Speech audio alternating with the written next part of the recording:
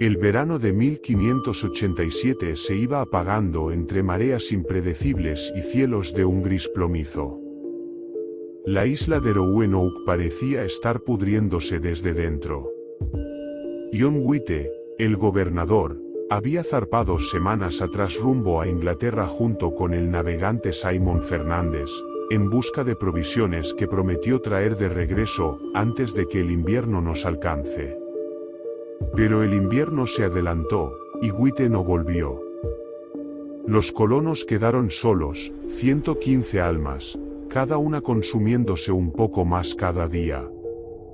Entre ellos había familias, comerciantes, soldados, mujeres jóvenes, niños que apenas aprendían a caminar. Habían llegado con sueños de un nuevo mundo, ahora, solo quedaban susurros de hambre.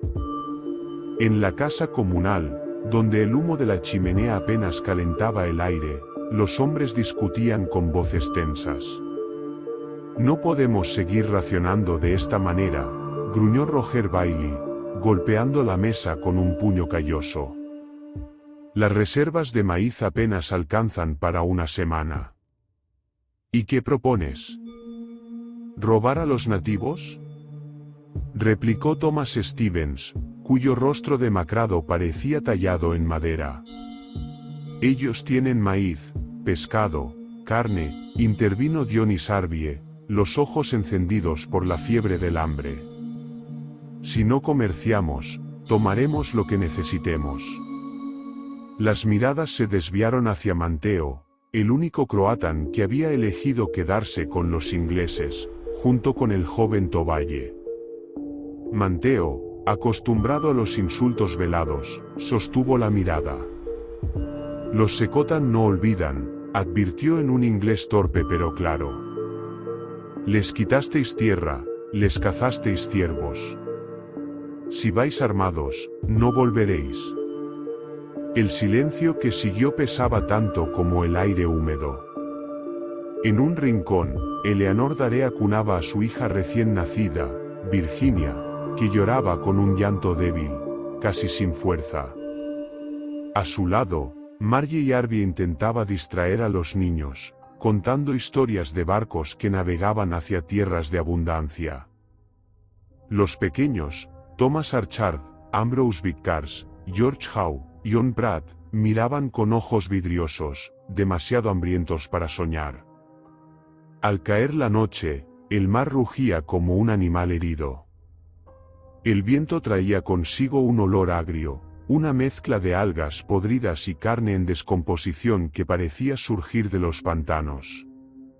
Christopher Cooper y John Sampson, encargados de vigilar la empalizada, intercambiaron miradas inquietas cuando escucharon los primeros sonidos. Un tambor. Lejano, lento, profundo. Tum, tum, tum. Después, un segundo. Luego otro. «¿Secotan?», murmuró Sampson, tensando la cuerda de su arco. Cooper no respondió. Había algo extraño en ese ritmo. No era una llamada de guerra, ni una canción tribal. Era un pulso, un latido que parecía sincronizarse con sus propios corazones. Mientras tanto, en las cabañas, los colonos intentaban dormir. Ananias Dare, esposo de Eleanor, permanecía en vela, tallando un trozo de madera para distraerse. La figura que surgía de sus manos era un cráneo. En la cabaña contigua, Roger Pratt rezaba en silencio, mientras George Howe, un joven pescador, miraba fijamente a la ventana, convencido de haber visto sombras deslizándose entre los pinos. Poco antes del amanecer, Henry Berry despertó a los gritos. Afuera, algo se movía entre la maleza. Una figura alta, encorvada, que avanzaba lentamente entre los troncos. «Manteo», llamó, pensando que era su aliado. Pero la silueta no respondió. Se detuvo, ladeó la cabeza como un animal curioso, y luego se desvaneció entre la niebla. Al regresar a la empalizada, Berry notó algo nuevo en el suelo húmedo, una huella. Demasiado grande para ser humana. Demasiado profunda para ser de un animal. En los días siguientes, los tambores no cesaron. Cada noche el ritmo se volvía más insistente, como si algo invisible rodeara la colonia, apretando un cerco de sonido. Los niños se enfermaban, fiebre, piel pálida, ojos amarillentos. Jane Jones y Audrey Tappan pasaban las horas moliendo hierbas inútiles, intentando preparar brebajes que solo conseguían empeorar el olor a podredumbre que impregnaba el aire. Algunos hombres comenzaron a jurar que escuchaban sus nombres susurrados en la oscuridad. Otros aseguraban que el bosque se movía, respiraba, como si la isla misma lo rechazara. En una tarde particularmente húmeda, Thomas Harris y Richard Taverner descubrieron algo en el extremo sur de la isla, un conjunto de pequeños tótems de madera, cubiertos de sangre seca y plumas negras, clavados en la arena como una advertencia. «Esto no es un simple ritual», dijo Taverner, con el rostro lívido. «Esto es una condena». De regreso a la colonia, Manteo se negó a mirarlos a los ojos. «Los ancianos llaman a los espíritus», susurró al fin. «Piden que la tierra despierte». «¿Qué significa eso?», exigió saber Thomas Stevens. Manteo guardó silencio. Luego, en voz apenas audible, respondió: «Significa que la muerte caminará, y tendrá hambre». La noche que siguió fue más oscura que cualquiera que los colonos recordaran. Ni la luna ni las estrellas lograban atravesar las nubes pesadas que cubrían la isla. El sonido de los tambores se volvió un pulso constante, como el latido de un corazón enfermo. En las afueras de Roanoke, más allá de los pantanos donde la niebla era tan densa que parecía tener peso, los chamanes Secotan se reunían en un claro oculto. Allí, bajo árboles torcidos y raíces que emergían como dedos, se preparaba un ritual prohibido que no se practicaba desde hacía generaciones. El anciano Queteano, su piel marcada con cenizas y su rostro pintado de rojo oscuro, se arrodilló frente a un círculo de cráneos animales. Junto a él, representantes de los Chobanoke y Beapemeok murmuraban plegarias guturales. La voz de Queteano se alzó, quebrada pero firme: «Uyanekben, el despertar de los hambrientos. Que los espíritus de la tierra devoren a los que roban su aliento». La sangre de un ciervo recién sacrificado fue vertida en una vasija de arcilla mezclada con raíces podridas y ceniza de huesos. Las mujeres ancianas, con plumas de cuervo en el cabello, batían el líquido con ramas de acebo mientras entonaban cantos cada vez más agudos. Uno de los jóvenes guerreros tembló al ver cómo el líquido burbujeaba sin fuego alguno. «Esto traerá a los muertos», susurró. «No traerá a los muertos», corrigió Queteano, sin apartar la mirada del cuenco. «Hará que la tierra misma se levante». El viento cambió de dirección. De pronto, el bosque entero pareció exhalar un aliento frío que apagó las antorchas. La oscuridad los envolvió. Los tambores no eran ya manos golpeando pieles, el sonido surgía de los árboles, del agua, del suelo mismo. En la colonia, el terror comenzaba a tomar forma. Roger Bailey, junto a Thomas Stevens y Christopher Cooper, patrullaba el perímetro cuando escucharon algo detrás de la empalizada, un crujido húmedo, como huesos partiéndose bajo la tierra. «¿Lo oíste?», susurró Cooper, apretando el mosquete. «No es un animal», dijo Stevens, el sudor helado en la frente. «Los ciervos no suenan así». De repente, un aullido inhumano cortó la noche, un sonido que no era grito ni rugido, sino algo intermedio, gutural y profundo, como si el bosque hubiera abierto la boca. Los tres hombres retrocedieron instintivamente, apuntando sus armas hacia la oscuridad.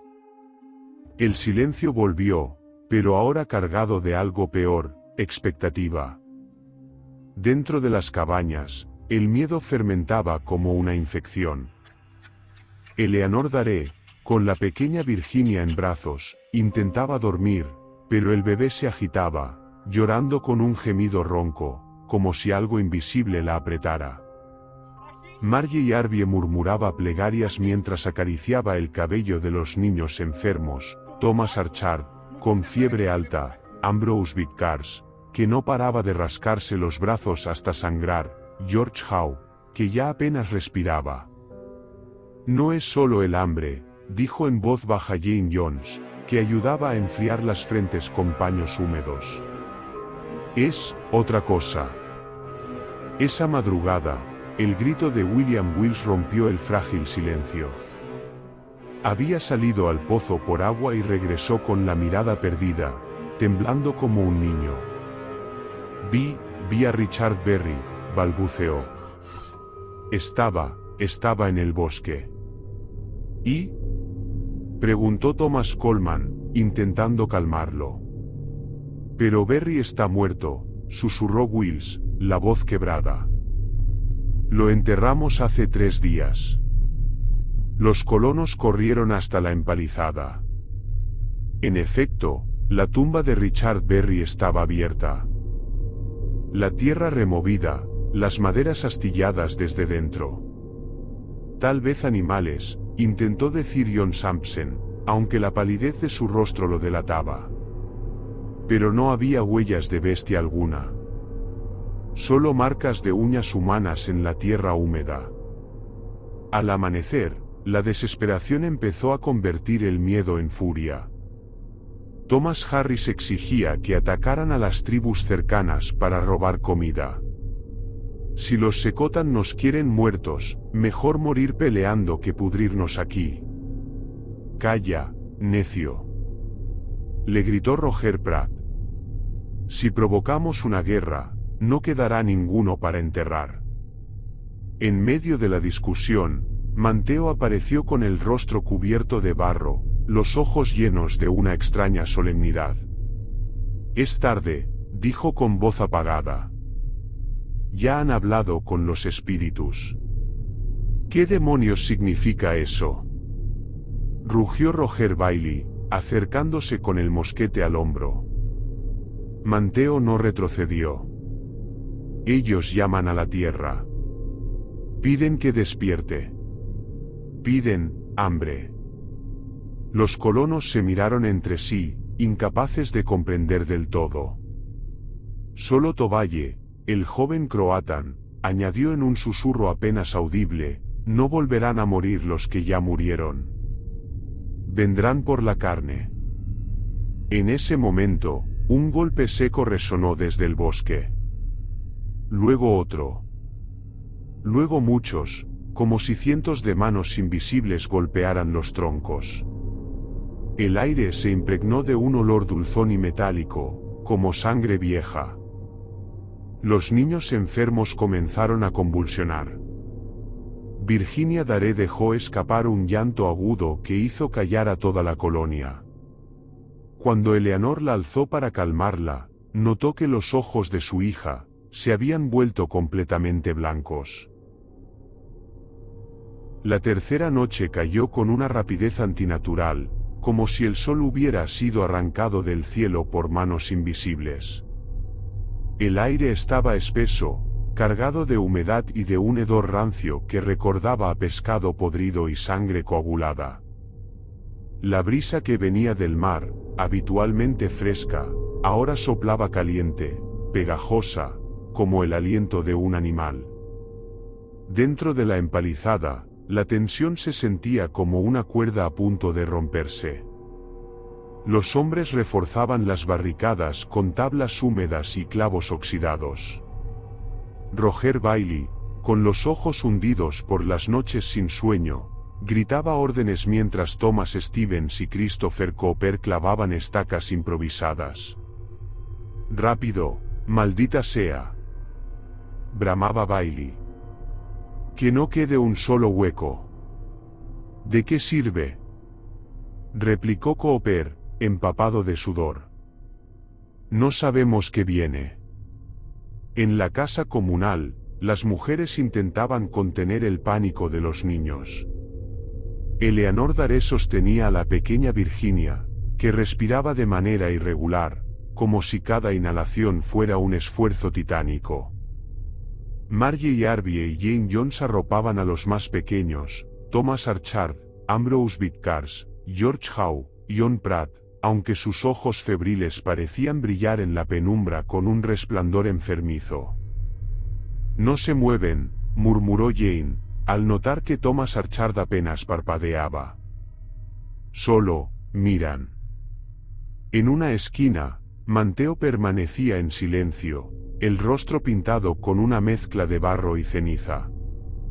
Toballe, a su lado, rezaba en su lengua, murmurando palabras que a los ingleses les sonaban como siseos de serpiente. «¿Qué está diciendo?», preguntó Thomas Coleman, su voz quebrada.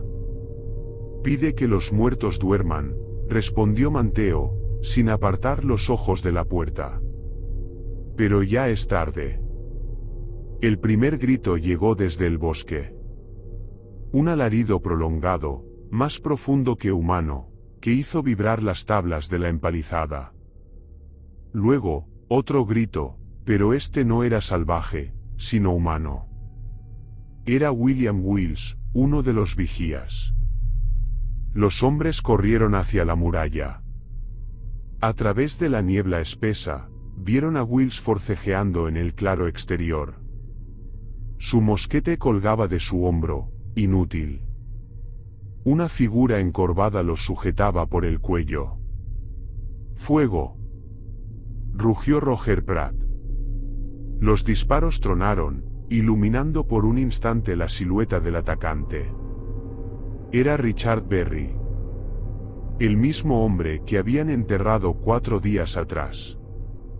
Su rostro estaba ceniciento, los ojos completamente blancos, la boca abierta en un rictus imposible mientras hundía los dientes en la garganta de Wills. Las balas atravesaron el cuerpo de Berry, que se sacudió como una marioneta, pero no cayó. Se giró lentamente, con movimientos espasmódicos, y los miró. De su boca goteaba una mezcla de sangre y tierra. Luego, detrás de él, surgieron más sombras. Decenas. La empalizada tembló con los primeros golpes. Manos amoratadas, uñas negras, cuerpos retorcidos empujaban las maderas como si no existiera el dolor. Los colonos disparaban mosquetes, lanzaban piedras, empuñaban cuchillos, pero cada cuerpo abatido se levantaba de nuevo, arrastrándose entre los disparos. Thomas Stevens vio como uno de los cadáveres, el de John Burden, un colono desaparecido hacía días, se le lanzó encima con un chillido animal. Apenas logró apuñalarlo en el ojo antes de que le desgarrara la mejilla con los dientes. «¡No mueren!», gritó Stevens, retrocediendo cubierto de sangre. «¡No mueren!». Los niños comenzaron a gritar cuando los muertos treparon por las empalizadas como arañas deformes. En el caos, Ambrose Vickers, de apenas 10 años, se desplomó entre convulsiones. Eleanor Daré corrió para levantarlo, pero el niño abrió los ojos, 2 esferas lechosas que no reflejaban la luz. Antes de que Eleanor pudiera reaccionar, Ambrose se lanzó hacia Jane Jones, mordiéndole el antebrazo con una fuerza inhumana. El grito de Jane fue tan agudo que hizo callar, por un instante, a toda la colonia. Dentro de la casa comunal, Virginia Daré comenzó a llorar con un sonido que no era llanto humano, sino un gruñido bajo, gutural, que heló la sangre de todos. Eleanor la sostuvo con manos temblorosas. La niña tenía la piel grisácea y los labios azulados. No, no mi hija, susurró Eleanor, mientras la pequeña la miraba fijamente, la boca abriéndose en una mueca de hambre. La empalizada finalmente cedió. La horda irrumpió con una fuerza que olía a podredumbre. Los cuerpos se arrojaban sobre los colonos con la torpeza de los recién nacidos y la ferocidad de los lobos. Roger Bailey fue el primero en caer, arrastrado por 3 figuras que lo despedazaron antes de que pudiera disparar de nuevo. Thomas Stevens desapareció en una marea de brazos morados y dientes amarillentos. Christopher Cooper, cubierto de sangre, gritaba mientras golpeaba con el mosquete a cualquier cosa que se moviera. Manteo y Toballe intentaron guiar a un grupo de sobrevivientes hacia la casa comunal, pero la horda era interminable. Cada cuerpo abatido parecía llamar a otro. Los muertos ingleses se mezclaban con los muertos nativos. Algunos llevaban collares de hueso, otros todavía portaban restos de pintura tribal. Sus bocas se abrían y cerraban como si aún entonaran cánticos, pero de sus gargantas solo salía un gruñido húmedo. En medio de la carnicería, John Sampson logró cerrar la puerta de la casa comunal tras un pequeño grupo: Eleanor Dare, Margie Arbie, Jane Jones, varios niños y apenas una docena de hombres.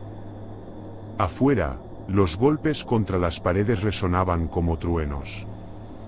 El aire dentro de la cabaña estaba impregnado de miedo, sudor y sangre. No resistiremos, murmuró Thomas Coleman, con la mirada perdida.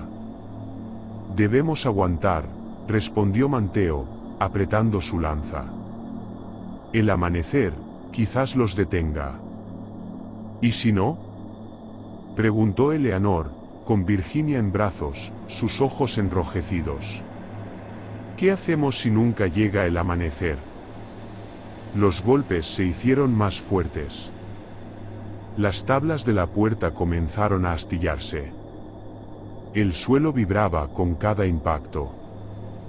Afuera, entre el rugido de los muertos, un sonido distinto comenzó a colarse: un tambor.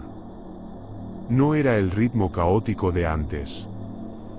Era lento, solemne, como si alguien marcara el compás de una ceremonia. En ese momento, John Sampson se acercó a la ventana para mirar. Y lo vio. En medio de la horda, de pie sobre una roca, había una figura alta cubierta de pieles negras, el rostro pintado con ceniza. No se movía. Solo golpeaba el tambor, una y otra vez. Cada golpe parecía hacer que los muertos se agitaran con más furia. Sampson retrocedió, el rostro blanco como la luna. No es un hombre, susurró. Es el bosque.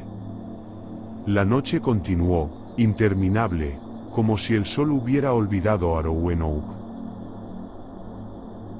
El cielo sobre Roanoke amaneció con un matiz enfermizo, una bruma grisácea que no dejaba pasar la luz del sol. El fuerte improvisado, ahora reducido a un conjunto de empalizadas carcomidas y chozas destrozadas, apenas contenía a los últimos sobrevivientes. Eleanor Dare abrazaba a la pequeña Virginia, envuelta en pieles húmedas, mientras Ananias Dare, con los ojos hundidos por el insomnio, vigilaba la empalizada. Las flechas de los nativos habían cesado durante la noche, pero el silencio resultaba más ominoso que los gritos. Roger Pratt, su brazo envuelto en trapos empapados de sangre seca, murmuraba una oración rota. William Browne y Michael Bishop, los únicos capaces de blandir aún una espada, se turnaban para mantener el fuego encendido. La pestilencia en el aire era insoportable, una mezcla de carne podrida, humedad y el hedor dulce de la descomposición. De pronto, desde el bosque, un sonido conocido, el arrastre de pies, el crujir de ramas. No era el rugido de los guerreros ni el silbido de las flechas. Era el eco de la muerte arrastrándose. «Vienen otra vez», susurró Margie Arbie, con los ojos fijos en la bruma. La primera figura emergió de entre los pinos, John Britt, uno de los exploradores perdidos en la segunda noche. Su rostro estaba cubierto de laceraciones y su piel colgaba en jirones, pero sus ojos tenían la misma mirada de cuando lo conocieron.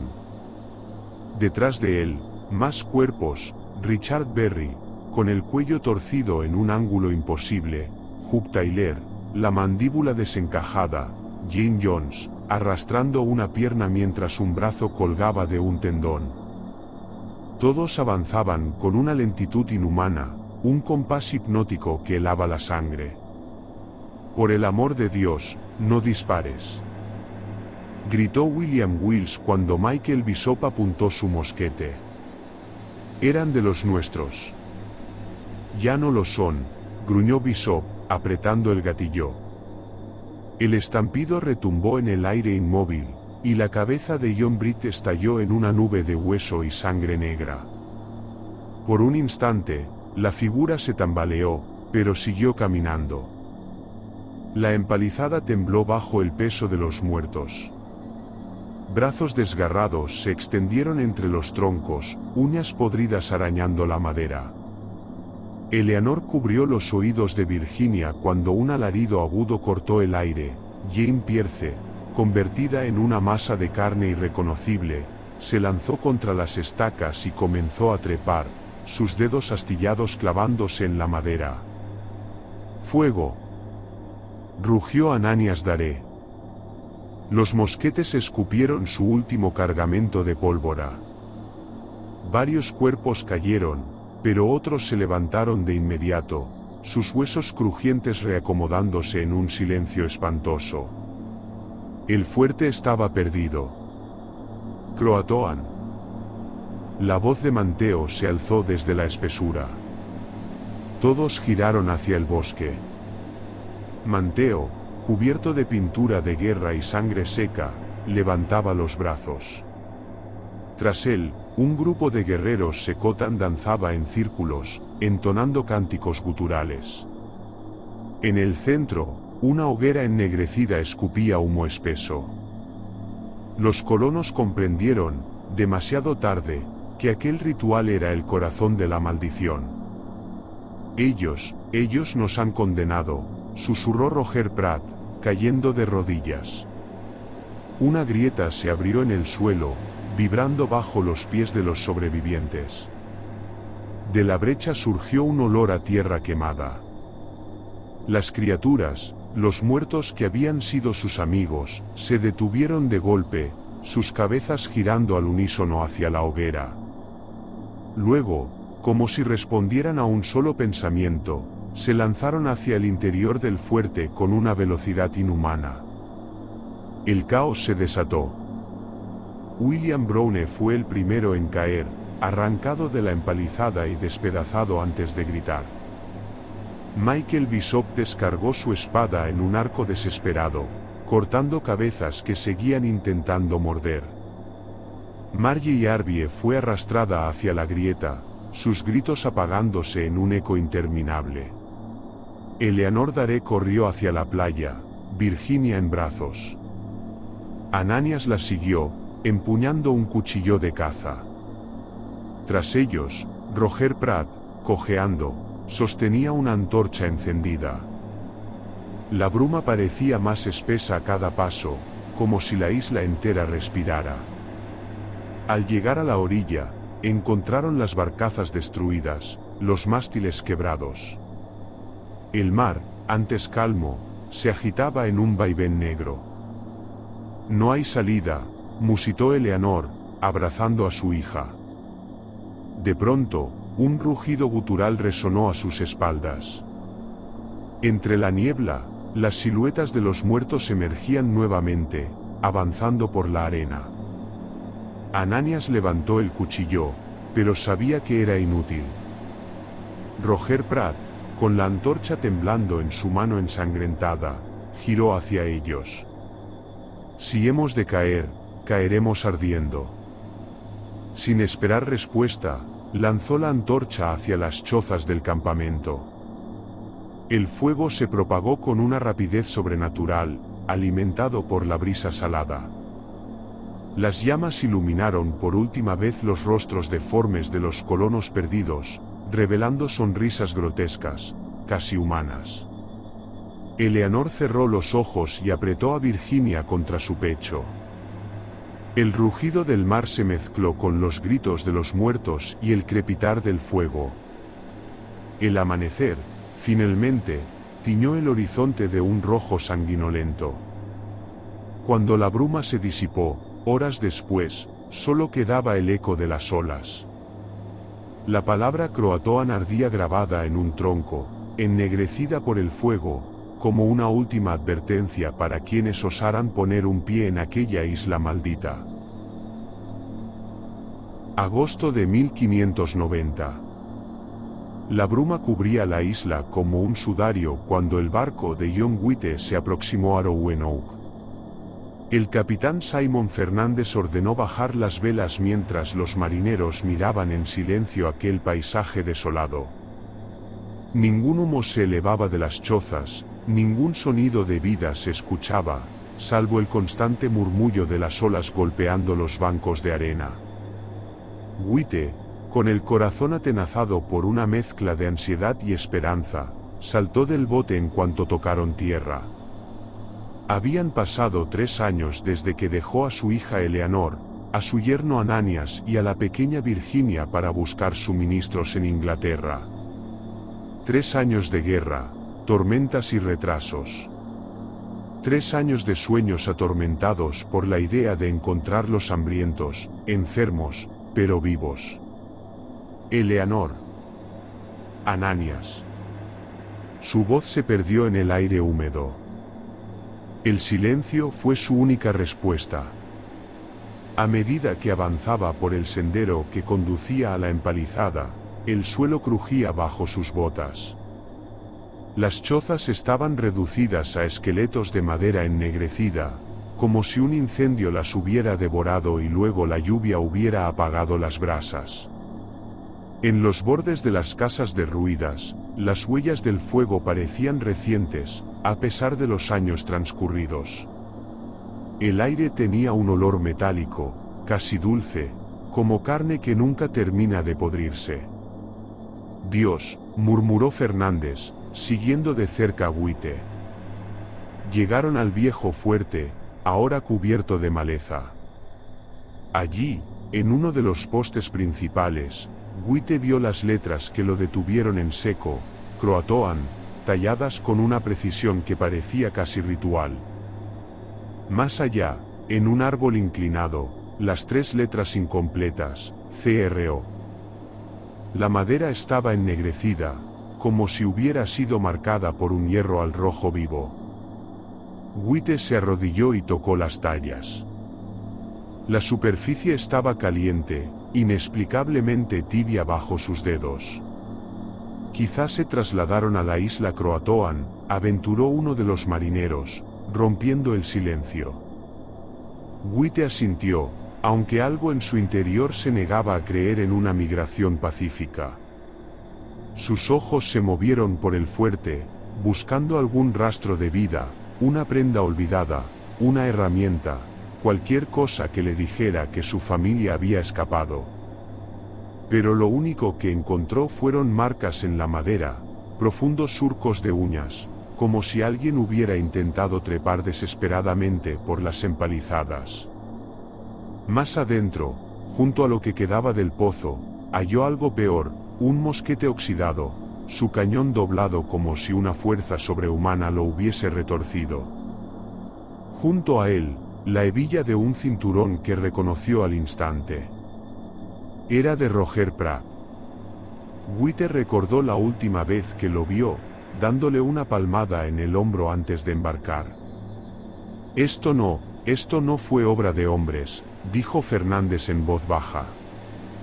Una ráfaga de viento barrió el claro, levantando una nube de ceniza que olía a tierra húmeda y carne quemada. White se cubrió el rostro, pero en ese instante escuchó algo. Un sonido suave, casi imperceptible, el lamento de un niño. Se giró, buscando entre las ruinas. El llanto parecía provenir de las chozas más cercanas a la playa. Corrió, con el corazón golpeando su pecho. El sonido se hacía más claro, más insistente, hasta que llegó a una cabaña medio derruida. Allí, entre sombras, creyó ver una figura pequeña, encorvada, envuelta en harapos. ¿Virginia? Su voz tembló. La figura alzó la cabeza. Unos ojos pálidos, sin pupilas, brillaron en la oscuridad. La boca se curvó en una sonrisa imposible para un niño.